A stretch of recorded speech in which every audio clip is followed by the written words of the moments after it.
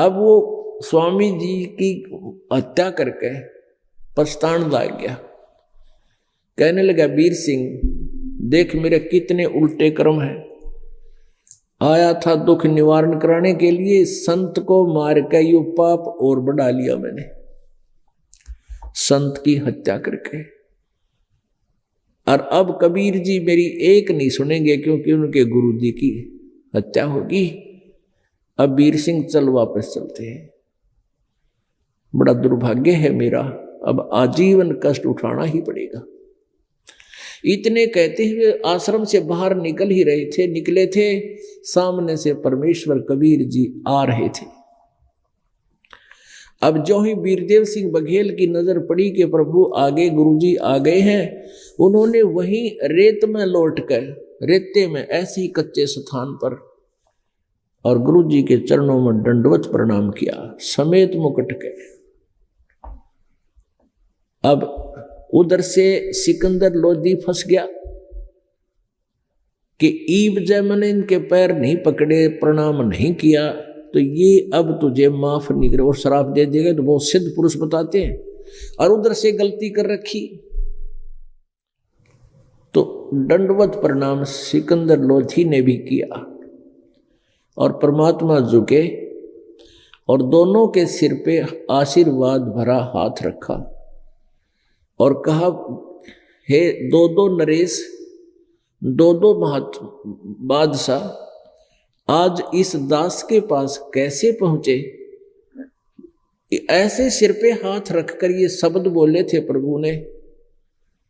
उसी समय सिकंदर लोधी की जो पीड़ा थी, जलन का रोग था, वो कति छू मंत्र हो गया, समाप्त हो गया।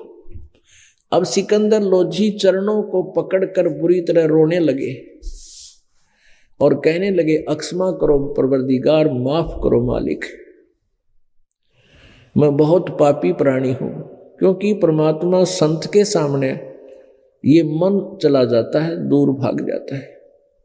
आत्मा भगवान की अंश है, इसमें दया होती है, अभिमान नहीं है इसके अंदर। अभिमान तो इसमें मन ने पैदा कर रखा है और मन को मारने के लिए परमात्मा ने विधि बताई है। जब ये मन समाप्त हो जाएगा, आत्मा विनम्र हो जाती है। तो अब पुण्यात्मा, यदि सिकंदर लोधी ने ये गलती ना कर रखी होती, स्वामी रामानंद जी को की हत्या की, तो वो दंडवत प्रणाम नहीं करता, क्योंकि राजा में अभिमान बहुत होता है। अब कबीर जी ने एक तीर से दो शिकार करे। एक तो उसको नरम बनाना था ताकि परमात्मा उसको अपना आशीर्वाद देकर उसको स्वस्थ कर सकते, और उधर से उसके मन की फड़क निकालनी थी। जब तक आप जी को ये विश्वास नहीं होगा कि ये संत पूरा है और आपके, तो आपकी भक्ति चलेगी नहीं। आपके मन में दोष व्याप्त रहेंगे, आपके मन में कोई ना कोई उछल कूद बनी रहेगी जो परमात्मा के लाभ से वंचित रखती है। जब आप जी को ये सिद्ध करने के लिए कि जो संत है ये सही है, सही मार्गदर्शन कर रहा है, तो दास आपको बहुत ढेर सारे प्रमाण देता है। और परमात्मा कबीर जी की कृपा से आपको सुख भी मिलता है, आपके कष्ट भी निवारण हो रहे हैं।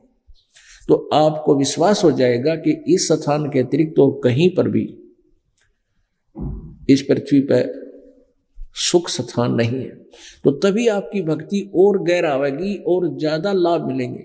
तो ऐसे ही परमात्मा कबीर जी ने सिकंदर लोधी के हृदय में ये जचाना था कि ये परमात्मा खड़े हैं सामने।